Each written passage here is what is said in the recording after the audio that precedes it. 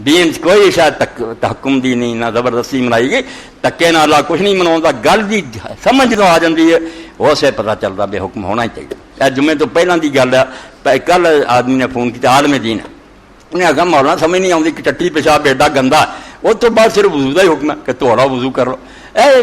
Money के खारज होने तो बाद गुसल का की हुक्म, सारा नहाते फिरते, यही की वजह जो कि मनी में बहुत उम्मत पाक भी मनती कि सिर्फ गुसल का हुक्म है, वरना कोई नहीं। इब्ने अब्बास रजी घूमते नक के पानी की तरह और मुँह के थुक की तरह, अच्छा नहीं लगता, कपड़े नहीं लगा, ना पाक कोई नहीं।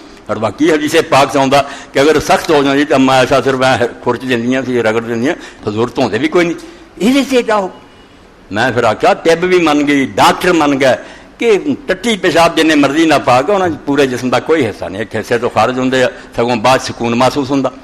ये मनी का इखराज ऐसा जो सिर तो पैरों तक पूरा बदन शरीक होंगे, नुचड़ के आता, नुथवा नुचड़ा हुआ, और आदमी नटाल हो जाता, बिल्कुल जान भी नहीं रह जाती। इनू दोबारा बहाल कर ली, टिब के हवाले डॉक्टर दिते, जब तक पानी ना पूरे बदन से बायो एनर्जी बहाल नहीं हो सकती।